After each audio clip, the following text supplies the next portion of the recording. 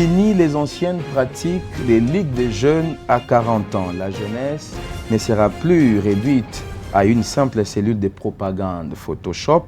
Elle est sur terrain, en pleine bataille électorale, à côté de ceux qui étaient considérés hier comme des mentors politiques. Postuler, c'est bien, mais quelle est la recette que propose cette jeunesse? Joël Lamika est notre invité. Bonjour et bienvenue. Bonjour, mon cher ami. Alors, de la société civile à la politique, il n'y a qu'un pas. Comment vous vous sentez dans votre peau d'acteur politique? Aucun changement. Je me considère toujours comme un citoyen engagé, comme un Congolais teinté d'un engagement citoyen hors pair.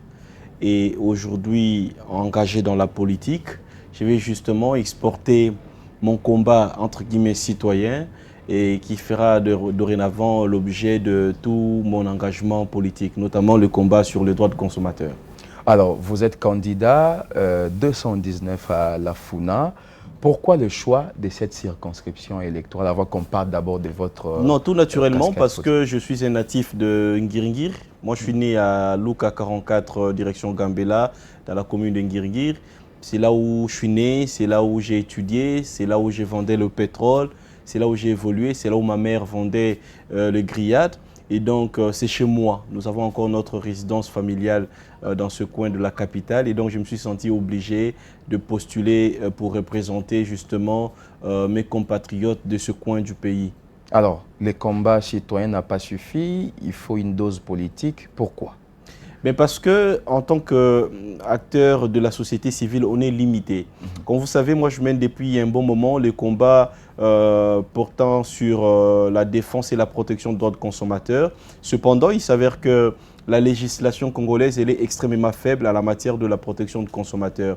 Et donc, il a fallu, cette fois-là, voir dans quelle mesure intégrer les parlements congolais, parce que le rôle naturel d'un député, c'est de légiférer les lois. Et donc, à ce niveau-là, nous allons mettre un accent sur les lois qui vont aller dans le sens, justement, de protéger et de défendre les droits de consommateurs congolais.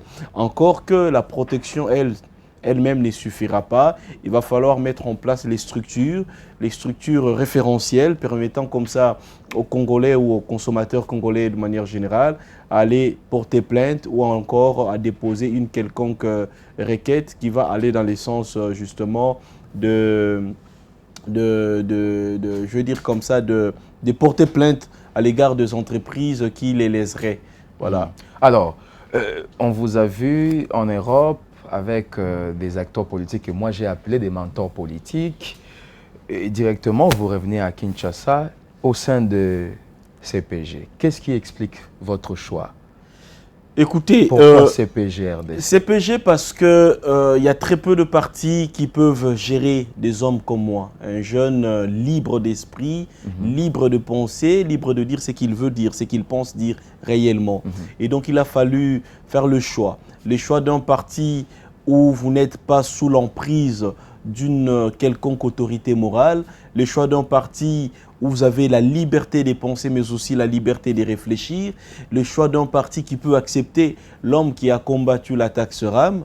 Et donc, il a fallu faire le choix et CPG s'est avéré être le meilleur parti. C'est un parti jeune, dirigé par un jeune, avec une nouvelle offre politique. Et donc là, je me suis senti vraiment chez moi, je me suis senti à l'aise et je me suis dit, pourquoi ne pas aller aux élections, bien évidemment, sous les casquettes de cette plateforme politique. Alors, Joël Lamika, candidat député national, c'est quoi votre recette? Oui, pardon? C'est quoi votre recette? Qu'est-ce que vous proposez une fois élu? Quelles seront vos priorités? Contrairement à tous les candidats députés, vous savez, j'observe la sphère politique congolaise. J'observe le paysage électoral de la FUNA. Et je me rends compte qu'il y a très peu de candidats qui ont comme ça une vision claire, connue même de la communauté ou de la masse. Alors, contrairement à tous ces candidats qui ont les affiches de gauche et à droite, Tozalazala, Bazalazala, ceci, Funa, Molobelia Funa, Molobeli de cela, Joël Lamika, il a une vision claire, une vision qui s'est imprégné dans la psychologie des électeurs congolais. Ma vision ou encore mon combat se résume sur 3 axes. Mais les plus connus, c'est le combat autour de la protection et la défense des droits de consommateurs congolais. J'ai obtenu la suppression de la taxe RAM.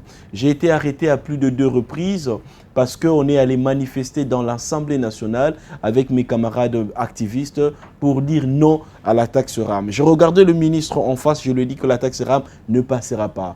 Ils ont dit non, ça finira par passer. Et aujourd'hui, la taxe RAM a été supprimée grâce aux efforts que nous avons déployés durant toutes les dernières années. J'ai réussi à mobiliser la nation entière autour de la solidarité nationale après l'éruption volcanique de Goma. La première dame est venue, le gouverneur de la ville, le président de l'Assemblée, que je n'avais pas contacté, je n'avais pas écrit. Donc les gens voient en moi l'espoir, mais surtout un homme qui incarne une certaine vision, mais aussi un révolté de la République. J'ai réussi à mener les combats sur la fixation de prix, je dirais comme ça, la taxation exagérée de services de Canal+. J'ai mené des enquêtes avec le Mouvement national des consommateurs lésés, démontrant clairement que le Congolais ou les consommateurs congolais étaient surfacturés, contrairement à ceux de Brazzaville, à ceux de Burundi, à ceux du Rwanda, et que le service de Canal+ ici coûtait un peu plus cher. À ce stade-là, j'ai réussi à obtenir une table ronde entre le mouvement des consommateurs lésés, le ministre Mouyaya Patrick et la directrice de Canal+. À ce stade, nous avons comme résultat la baisse à plus de 50% de prix de service tout canal de Canal+. Ça, ce sont les résultats qui sont liés au combat que nous avons mené. Alors, donc, d'abord, comme recette, il y a le droit de consommateur. Il y a deuxièmement, comme proposition, la réduction des trains de vie des institutions congolaises. Il n'est pas normal que dans un pays pauvre, qu'un élu touche 21 000 $. Attention, là, vous commencez à combattre déjà vos avantages. Non, mais parce que vous ferez face à vos collègues, à vos futurs collègues. Je vous ai dit, le CPG, c'est une nouvelle offre politique. Nous ne venons pas nous enrichir dans la politique. Et nous ne nous considérons pas non plus comme étant des carriéristes politiques. Nous nous considérons comme étant des missionnaires. Nous avons une mission, nous portons une mission. Une fois que cette mission accomplie, chacun de nous pourra regagner, je veux dire comme ça, sa fonction professionnelle naturelle. Pour la petite histoire, Joël Amika n'est pas un chômeur. Je suis enseignant à l'université et j'ai travaillé ou je travaille dans un système des Nations Unies. C'est-à-dire qu'à tout moment, je peux regagner ma fonction naturelle. Le problème de notre pays aujourd'hui, les gens viennent faire carrière dans la politique. Il y a des gens qui sont élus depuis 2006, sans une production parlementaire adéquate. Vous demandez combien de lois proposées? Aucune. Depuis 2006. Vous regardez même les coins de leurs propres avenues. Dans quels états? C'est regrettable. Mais ils n'ont que la confiance de la population qui l'envoie au Parlement. Non, mais mon cher ami, ils passent par la tricherie. Il y en a d'autres qui passent par d'autres voies que nous connaissons tous. Parce que le peuple n'est pas dupe. C'est pourquoi moi, mon rôle aujourd'hui en tant que candidat consiste aussi à sensibiliser les électeurs congolais. Il n'est plus question de voter quelqu'un parce qu'il est jeune. Il n'est plus question de voter quelqu'un parce que les artistes l'auraient chanté. Il n'est plus question de voter quelqu'un parce qu'il est connu. Il est question cette fois-là de voter quelqu'un parce qu'il est porteur d'une vision et d'une mission très claire. Ce n'est que de cette façon-là qu'on changera ce pays. Si on continue à croire bêtement que le problème de ce pays serait M. Tshisekedi ou encore M. Kabila, eh bien on n'obtiendra jamais le changement. Parce qu'aucun président à lui seul pourra changer le pays s'il n'est pas doté d'un parlement constitué de Henri Thomas Lokondo, que moi j'incarne aujourd'hui. Moi j'incarne une nouvelle offre politique. Je me considère comme un Henri Thomas Lokondo. Peu importe la plateforme politique dans laquelle vous allez me placer, je ne mâcherai pas ma langue, j'aurai toujours ma liberté de penser et ma liberté de dénoncer les injustices sociales. Alors, mais avant cela, il faut une bataille électorale dans laquelle d'ailleurs vous vous retrouvez actuellement. Ouais. Vous êtes à Funa, mais c'est une circonscription où il y a des mentors politiques que j'ai dit tout à l'heure. quelle est votre stratégie pour arriver d'abord, je vous rappelle que ce sont... abattre les anciens, disons, les présidents de l'Assemblée provinciale sortant, je vous dis, mais les chefs de l'exécutif provincial quelle a été la production parlementaire de ces gens que vous citez ici? Si on était dans un pays sérieux, Ngobila n'aurait pas fait 5 ans. Si l'Assemblée provinciale était sérieuse, constituée des gens sérieux, Ngobila n'aurait pas fait 5 ans. Mais Ngobila fait 5 ans. Pendant ce temps, les députés provinciaux faisaient quoi? Et ce sont les mêmes personnes qui veulent revenir pour demander nos voix à nous. Le peuple n'est plus dupe. Nous allons renouveler la classe politique. Nous allons reconfigurer la scène politique. Nous allons apporter une nouvelle offre. Plus question de revoir les anciens succès sur la scène politique. C'est fini. C'est fini, tout ça, c'est fini. Les Ngobila, les Godé sont des produits finis. C'est fini pour eux. Ils ont eu la chance de se faire élire parce que certains auraient critiqué Kabila. Mais maintenant, il est question de brandir sa vision politique. Même quand, pourquoi doit-on vous élire? Ce n'est pas parce que vous mettez la photo du président de la République en arrière-plan que vous allez vous faire élire. Qu'est-ce que vous portez comme combat? Qu'est-ce que vous portez comme vision? Aujourd'hui, Joël Amika, ce n'est pas qu'un jeune, mais c'est un jeune porteur d'une vision claire, d'une vision bien définie. Je ne pars pas au Parlement pour m'enrichir. Je milite depuis plus de 4 ans maintenant pour le droit des consommateurs congolais. À moi seul, avec bien évidemment mes amis de mouvement citoyen, nous avons réussi à obtenir les départs de l'ambassadeur rwandais. C'est grâce à nos efforts. Pendant ce temps, les députés étaient où? Nous avons organisé plus de 2 manifestations de grandes envergures à la gare centrale. Les députés étaient où? Demandant, nous avons exigé les départs de l'ambassadeur rwandais. Il est parti. J'ai été arrêté, tiré du sol par les policiers parce que nous étions allés manifester dans la cour intérieure de l'ambassade du Rwanda, exigeant la rupture diplomatique de nos relations avec le Rwanda. Ce qui a été obtenu. Alors, très bien. D'aucuns se posent la question de savoir, Joël Amika est plus sur les réseaux sociaux, mais pas sur les terrains. Ah ben écoutez, vous n'avez qu'à illustrer ce qu'a été les lancements de notre campagne. Nous avons lancé notre campagne électorale à Bumbu. C'était un succès de ouf. Nous n'avons pas de moyens, comme vous le savez. Il n'y a aucun panneau sur lequel vous verrez Joël Amika. Nous faisons une campagne de proximité. Parce que les gens ne vont pas lire votre vision sur un panneau. Nous partons à la rencontre de nos électeurs. Nous échangeons avec eux. Nous expliquons notre vision claire. Les combats portant sur la réduction des trains de vie des institutions. Les combats portant sur la défense et les droits des consommateurs congolais. Les combats portant sur les respects du SMIC. Il n'est pas normal qu'une femme de ménage touche $50. Il n'est pas normal qu'un chauffeur congolais qui travaille chez un Indo-Pakistanais touche $100 ou $120. Il n'est pas normal que les Congolais travaillent sans contrat professionnel. On engage un chauffeur, on engage une femme de ménage, on engage un nounou sans contrat de travail. On négocie selon notre bon vouloir. $20, $50, $120. Ces jeunes gens ne sont pas protégés. Ils se font virer selon les mauvaises humeurs de leurs employeurs. Malade demain, vous perdez votre boulot. Ils ne sont pas protégés par une quelconque assurance professionnelle. Pendant ce temps, où sont nos élus? Les problèmes basiques de notre société n'ont jamais été traités. Aujourd'hui, les Indo-Pakistanais sont quoi dans notre pays? Ils sont millionnaires parce qu'ils sont au même moment grossistes, ils sont détaillants. Ils ont réussi à écraser tous les petits commerçants congolais. Ils ont réussi à faire fermer même les alimentations congolaises. Aujourd'hui, tout est tenu par les étrangers. Aux yeux et au vu des politiciens congolais, tout simplement parce que certains auraient quelques commissions, tout simplement parce que les députés ont reçu quelques enveloppes. L'économie de notre pays est par terre. Les Indo-Pakistanais gèrent tout, même les boîtes de nuit dans la ville de Kinshasa. Même les lounge-bars, tout est tenu par les étrangers. Comment voulez-vous qu'on aille de l'avant? Très bien. Alors, une autre question, c'est que Joël Lamika a lancé l'opération 1 dollar pour sa campagne électorale, mais ça commence mal apparemment. Comment vous les justifiez? Justifier quoi? La campagne 1 dollar pour Mais ça s'est fait partout ailleurs. Moi, je ne veux pas aller sur les débats inutiles des réseaux sociaux. Les gens me soutiennent. Regardez toutes les activités que j'ai réussi à organiser. Les gens sont venus. J'ai réussi à moi seul, avant aujourd'hui d'être candidat, à traîner de foules et de foules.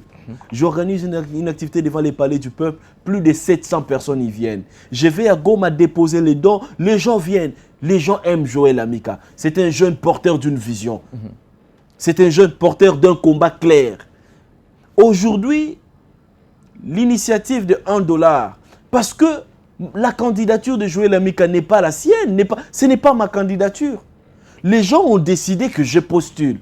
Les gens ont décidé aujourd'hui de soutenir ma candidature. Ils m'ont dit, écoute, monsieur Joël Lamika, nous voulons contribuer. Nous avons aussi des gens qui voudraient bien contribuer, lancer une initiative, montrez-nous comment contribuer et nous allons le faire.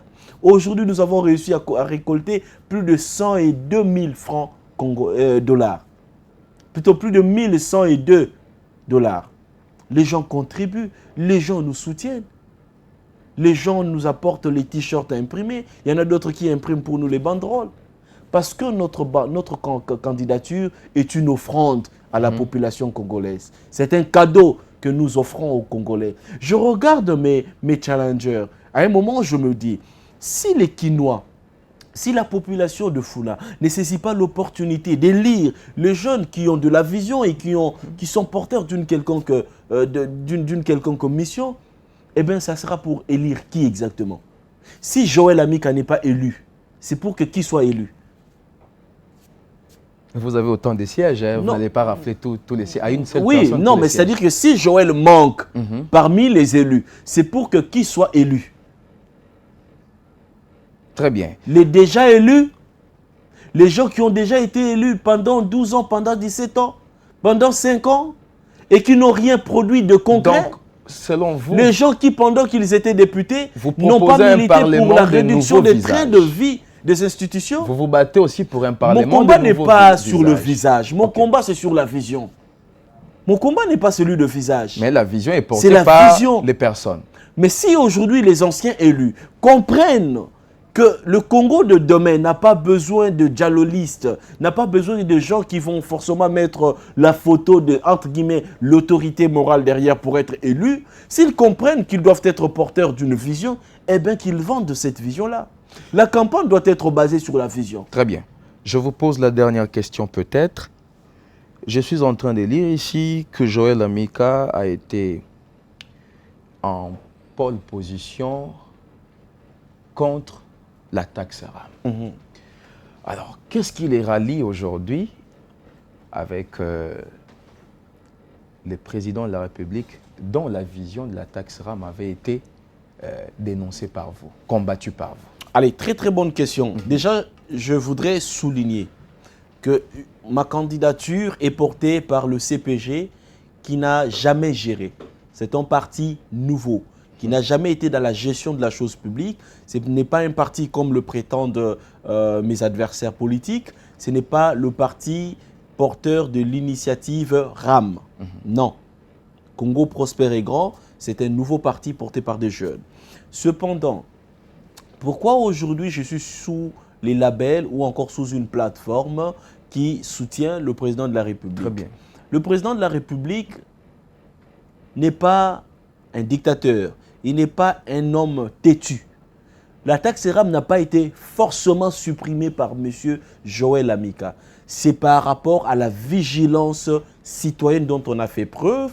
Et il a fallu, bien évidemment, qu'au niveau les plus élevés de l'appareil étatique, qui connaît quelqu'un avec une écoute active pour comprendre les préoccupations des Congolais. Et c'est le chef de l'État, Tshisekedi, qui a comme ça réussi à supprimer la taxe RAM après, bien évidemment, nos multiples manifestations. Deuxième facteur, malgré nos multiples manifestations, nous n'avons pas été renvoyés en prison.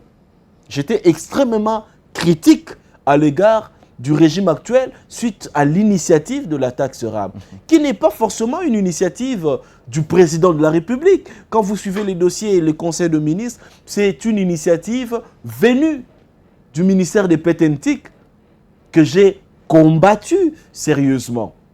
Est-ce que c'est pour autant que je combats le régime actuel? Non, j'ai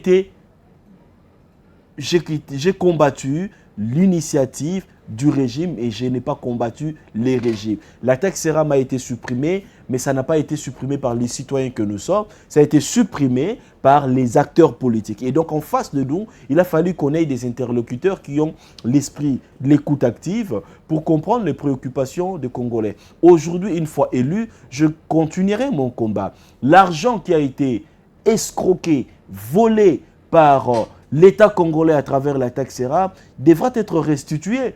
Et ce n'est pas un combat que je peux mener en tant que citoyen simple. Vous lisez les médias, on vous dit que cet argent a réussi à construire, à rénover les universités. Pardon, ce n'est pas un combat que je mènerai en tant que citoyen simple. C'est un combat que je dois mener en tant qu'élu de la République, en tant que député national. C'est pourquoi je profite de vos caméras pour demander aux Congolais, j'ai la chance et vous avez aussi la chance de m'avoir moi comme candidat.